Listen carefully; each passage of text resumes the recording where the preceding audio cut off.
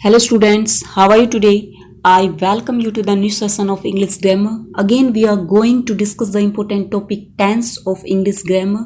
Let's start today's session with some lines. ताश के पत्तों से कभी महल नहीं बनता, नदी को रोक लेने से कभी समंदर नहीं बनता। ताश के पत्तों से कभी महल नहीं बनता, नदी को रोक लेने से कभी समंदर नहीं बनता। बढ़ते रहो जिंदगी में किसी नई दिशा की तरफ, क्योंकि बस एक जंग जीत लेने से कोई सिकंदर नहीं बनता। अब स्टार्ट करते हैं अपने टॉपिक टेंस, जिसमें हम डिस्कस करेंगे पास्ट परफेक्ट कॉन्टिन्यूस टेंस को। अब ये देखिए कि पास्ट परफेक्ट कॉन्टिन्यूस टेंस है वो क्या होता है। इट मीन्स जब कोई एक्शन पास्ट में हुआ हो और एक्शन स्टार्ट भी पास्ट में कंटिन्यू चला हो और फिर पास्ट में ही वो कंप्लीट हुआ, तो वो पास्ट परफेक्ट कॉन्टिन्यूस टेंस होता है। और एक स्पेसिफिक टाइम भी दिया हुआ हो तो it means past perfect continuous tense होता है। अब इसमें ये देखिए कि यहाँ यूज़ हुआ है पास्ट परफेक्ट और कॉन्टिन्यूस वर्ड का। इट मीन्स वर्ब के जो 5 पैटर्न बताए गए थे स्टार्टिंग की वीडियो में, तो उनमें से यहाँ पास्ट का यूज़, परफेक्ट का और कॉन्टिन्यूस का यूज़ हुआ है। अब ये देखिए कि सेकंड फॉर्म है उसको हम पास्ट पैटर्न बोलते हैं। नेक्स्ट जो थर्ड फॉर्म होती है उसको हम परफेक्ट पैटर्न बोलते हैं, और ये फर्स्ट फॉर्म प्लस आईएनजी को हम क्या बोलते हैं, कॉन्टिन्यूस। अब सेकंड फॉर्म, थर्ड फॉर्म और फर्स्ट फॉर्म प्लस आईएनजी, इन तीनों का यूज़ हम इस टेंस में करेंगे। वो कैसे करेंगे, अब देखिए जो स्ट्रक्चर यहाँ दिया हुआ है, स्टार्टिंग में यूज़ होगा सब्जेक्ट, फिर यहाँ हेल्पिंग वर्ब हैड का यूज़ किया गया है। इट मीन्स ये हैव की सेकंड फॉर्म है और इस टेंस में हम किसका यूज़ करेंगे, सेकंड फॉर्म का भी। अब ये हेल्पिंग वर्ब के रूप में यहाँ यूज़ होगी, और मैंने ये भी बताया था कि यदि हैव, बी और इसके अलावा डू का यूज़ होता है तो ये हेल्पिंग वर्ब के रूप में भी यूज़ हो सकती है और मेन वर्ब के रूप में भी यूज़ हो सकती है। और इस टेंस में हम हैव और बी का यूज़ करेंगे, लेकिन हेल्पिंग वर्ब के रूप में, ना कि मेन वर्ब के रूप में। अब इसमें ये देखिए कि यहाँ हैड है वो सेकंड फॉर्म किसकी है, हैव की। It means second form have की है तो सेकंड फॉर्म के रूप में यूज़ कर दिया।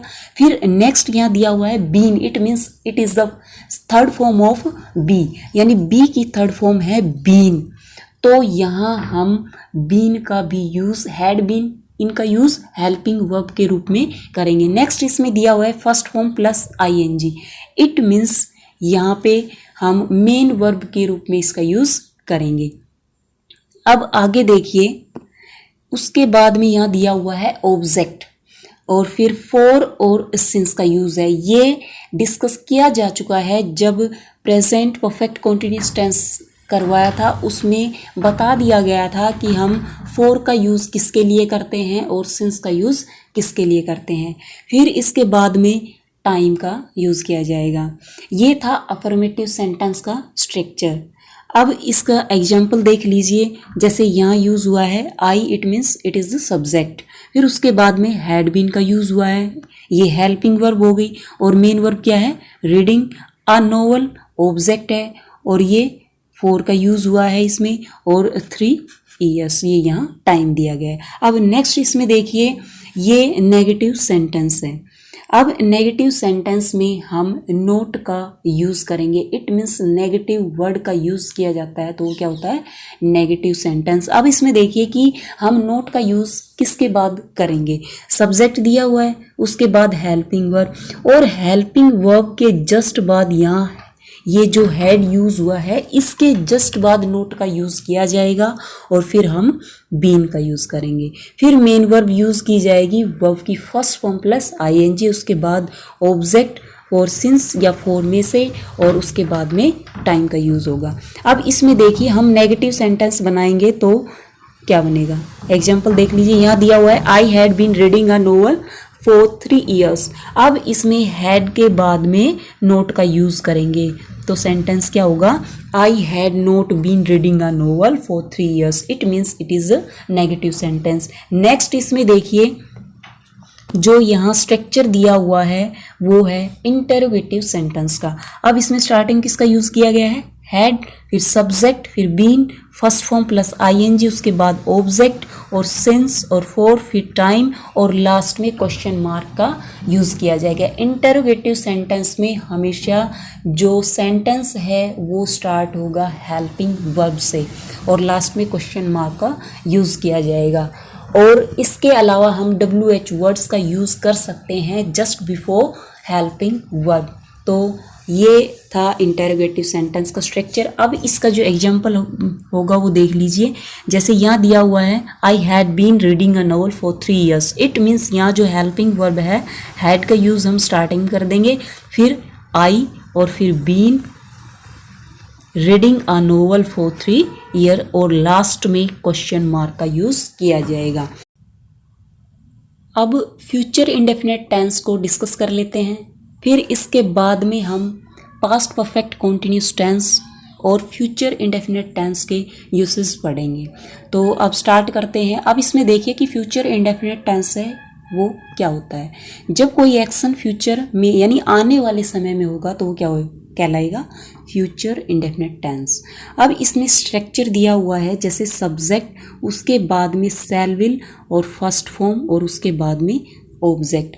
अब इसमें ये जो स्ट्रक्चर दिया हुआ है ये है अफर्मेटिव सेंटेंस का। सबसे पहले ये देखिए कि हम शैल और विल का यूज़ कहाँ करेंगे। अब देखिए यदि सब्जेक्ट के रूप में आते हैं फर्स्ट पर्सन के प्रोनाउन आई और वी तो हम शैल का यूज़ करेंगे, और यू यदि सब्जेक्ट के रूप में आता है ये है सेकंड पर्सन का प्रोनाउन तो इसके साथ हम विल का यूज़ करेंगे। थर्ड पर्सन के जो प्रोनाउन होते हैं वो जैसे ही, सी, इट, दे, इनके साथ हम किसका यूज़ करेंगे, विल का। अब ये देखिए कि जनरल कंडीशन दी हुई है तो यहाँ पे क्या हो गया, आई और वी के साथ शैल का यूज़ और यू के साथ यू, ही, सी, इट, दे, इनके साथ हम किसका यूज़ करेंगे, विल का। लेकिन इसके अपोजिट सेंटेंस में ये भी देखा गया है कि हम आई और वी के साथ विल का यूज़ करते हैं और यू, ही, सी, इट, दे, इनके साथ हम शैल का यूज़ भी करते हैं। वो कंडीशन कौन सी होती है ये देख लीजिए। यदि सेंटेंस में भाव दिया गया हो किस चीज़ का, कमांड का, इट मीन्स आदेश का भाव यदि सेंटेंस में है तो हम वहाँ आई और वी के साथ तो विल का यूज़ करेंगे और यू, ही, सी, इट, दे, इनके साथ हम किसका यूज़ करेंगे, शैल का। इसके अलावा जो सेकंड पॉइंट है वो है यदि सेंटेंस में प्रॉमिस। अब इसका एग्जाम्पल देख लीजिए। जो यहाँ सेंटेंस में कमांड का भाव है उसका एग्जाम्पल देख लीजिए। जैसे यू शैल लीव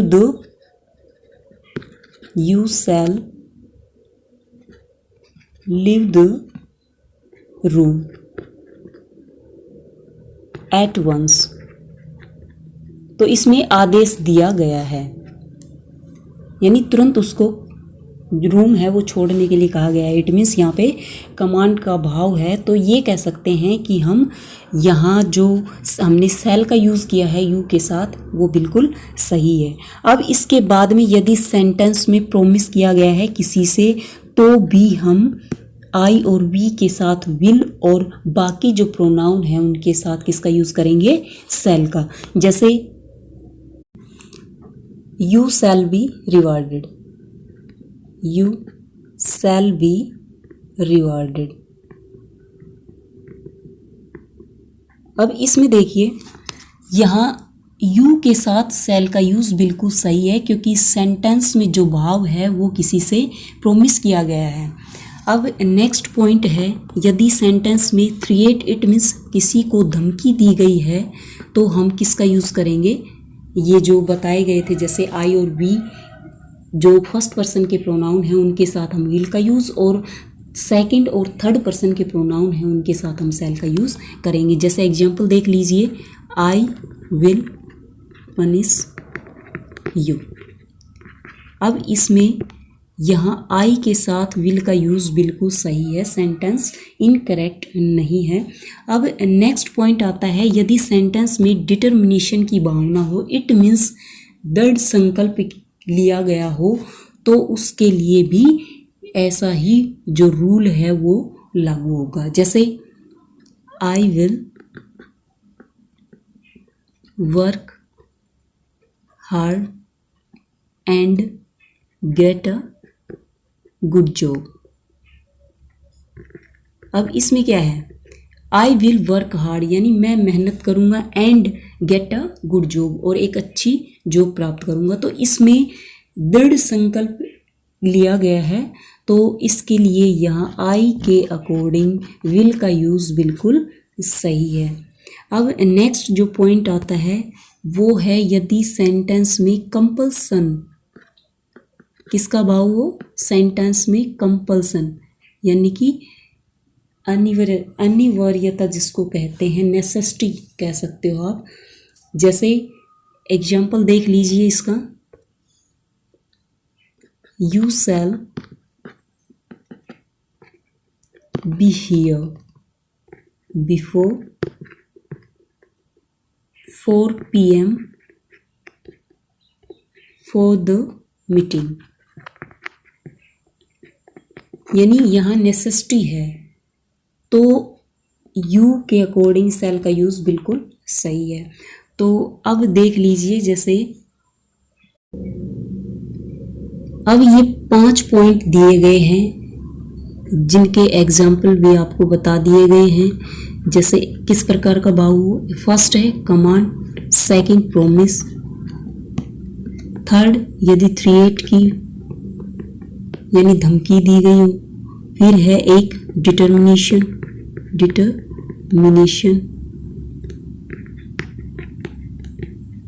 इसके बाद में एक आता है कंपल्सन।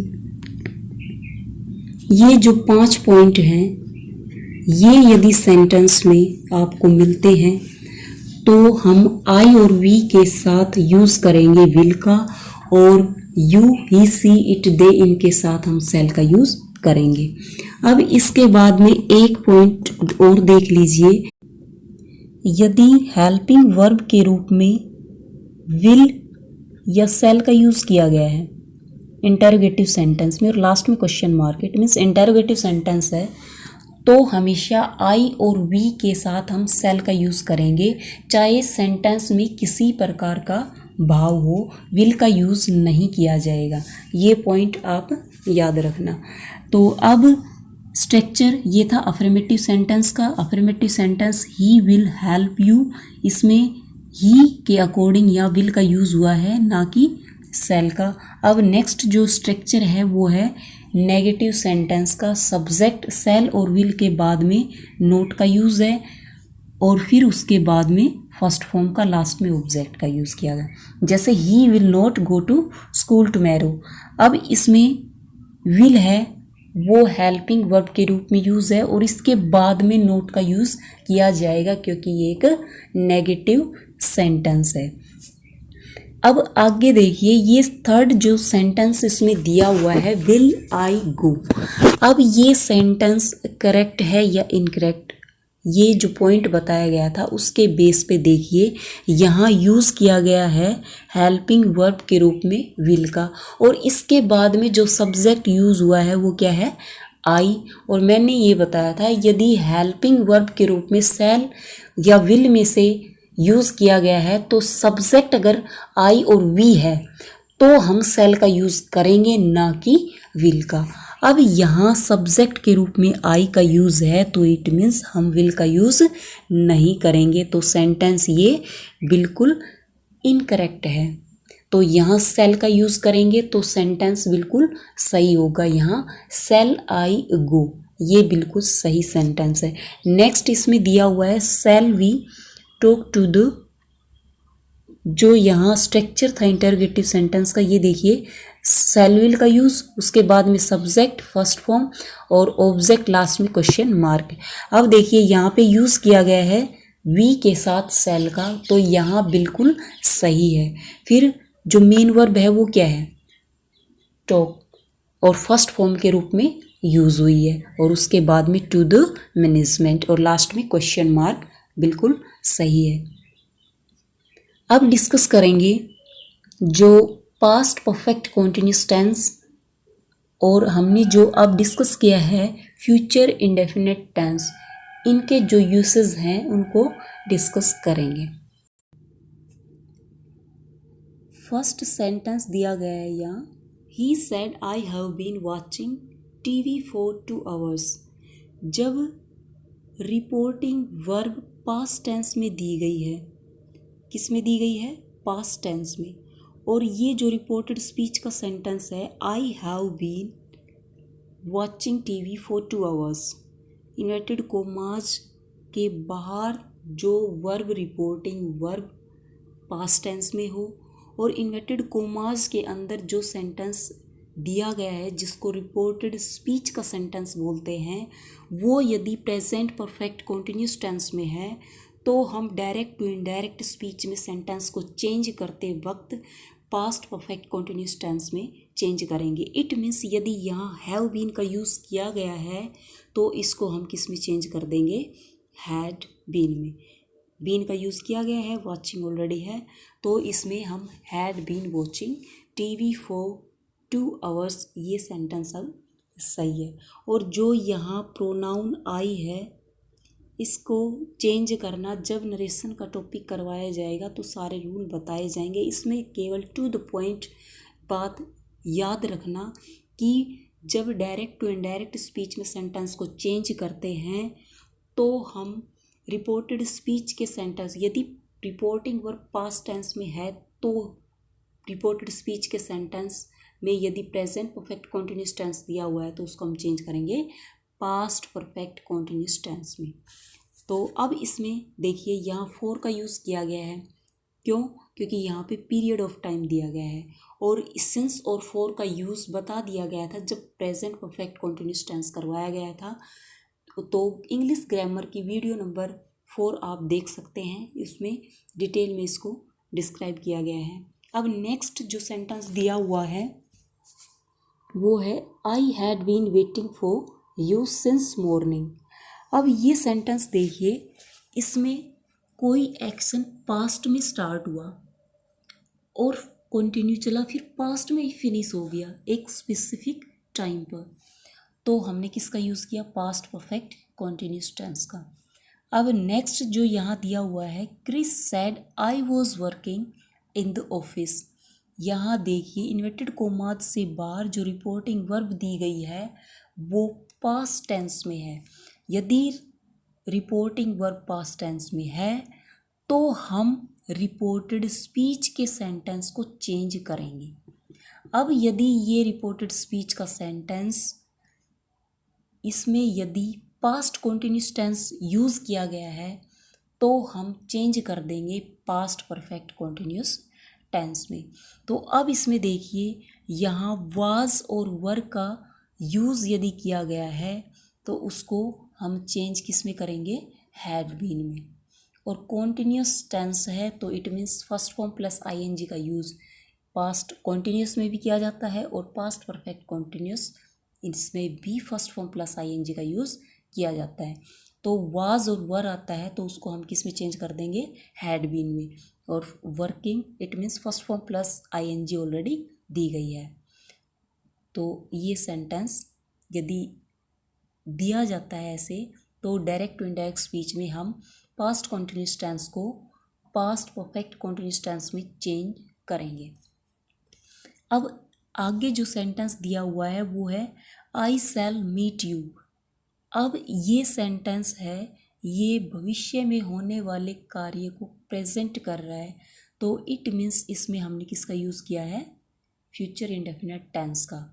और उसमें बताया गया था कि फ्यूचर इंडेफिनिट टेंस में हम किस हेल्पिंग वर्ब का यूज़ करते हैं और कौन सी मेन वर्ब यूज़ की जाती है। तो इसमें सेल और विल में से यूज़ करते हैं। आई के अकॉर्डिंग यहाँ जनरल सेंस में है सेंटेंस, तो आई के अकॉर्डिंग सेल का यूज़ बिल्कुल सही है।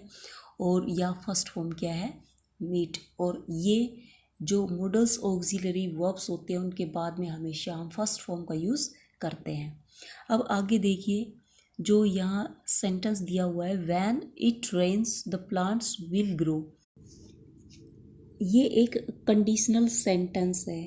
इसमें यदि सेंटेंस में कंडीशन दी गई है तो उसमें एक क्लोज में सबऑर्डिनेट क्लोज दिया गया है। इट मीन्स यहाँ व्हेन इट रेन्स ये एक सबऑर्डिनेट क्लोज है, और मेन जो जिसको हम प्रिंसिपल क्लोज कहते हैं वो है द प्लांट्स विल ग्रो। तो सबऑर्डिनेट क्लोज में हम प्रेजेंट इंडेफिनिट टेंस का यूज़ करेंगे, और जो सेकंड क्लोज जिसको प्रिंसिपल क्लोज कहा गया है तो उसमें हम फ्यूचर इंडेफिनिट टेंस का यूज़ करेंगे। जैसे when it rains the plants will grow, it means जब वर्षा होगी तो पौधे उगेंगे।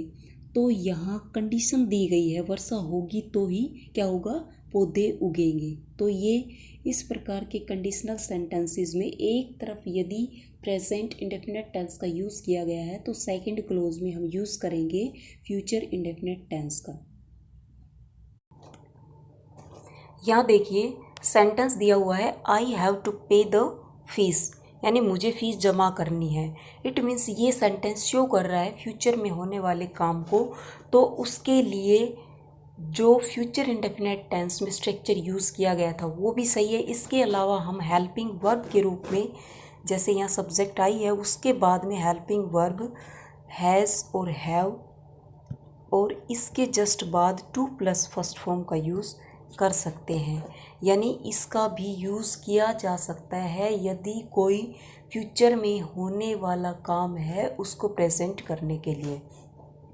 तो यहाँ ये सेंटेंस सही है। फिर नेक्स्ट दिया हुआ है इसमें you are to appear at the examination, यानी तुम परीक्षा में शामिल होने वाले हो। तो यहाँ दिया हुआ है ये सब्जेक्ट हो गया, सब्जेक्ट के बाद में यहाँ हेल्पिंग वर्ब आर का यूज़ किया गया है। तो इसका भी स्ट्रक्चर है जैसे इज़ एम आर, यदि हेल्पिंग वर्ब के रूप में यूज़ है और फिर टू प्लस फर्स्ट फॉर्म का यूज़ किया गया है तो वो भी प्रेजेंट करेगा फ्यूचर में होने वाले काम को। तो ये सेंटेंस भी सही है, चाहे यूज़ किया जाए फ्यूचर इंडेफिनिट टेंस के स्ट्रक्चर का या फिर यूज़ किया जाए has have plus to plus first form या फिर is am are plus to plus first form, तो ये भी शो करते हैं जो एक्शन फ्यूचर में हो रहा है उसको। अब देखिए लास्ट सेंटेंस दिया हुआ है the patient is about to die, it means रोगी है वो मरने वाला है, यानी काम है वो आने वाले समय में होगा। तो यहाँ जो फ्यूचर के काम को प्रेजेंट किया जा रहा है तो स्ट्रक्चर में यहाँ यूज़ किया गया हेल्पिंग वर्ब के रूप में इज़ एम आर में से, और फिर अबाउट, और इसके बाद में टू प्लस फर्स्ट फॉर्म का यूज़ किया गया है। तो चाहे इसका यूज़ कर दो सेंटेंस में इनमें से तो भी सही है, या फिर जो फ्यूचर इंडेफिनिट टेंस का जो स्ट्रक्चर बनता है उसका भी यदि इसमें यूज़ कर देते हैं तो भी वही सेम बात है। तो इनका भी यूज़ हम करते हैं जो फ्यूचर में होने वाला एक्शन है उसको प्रेजेंट करने के लिए। तो आई थिंक आज का वीडियो आपको पसंद आया होगा तो प्लीज़ लाइक कीजिए, शेयर कीजिए और सब्सक्राइब कीजिए। आज के लिए इतना ही, कल फिर मिलते हैं एक नई वीडियो के साथ।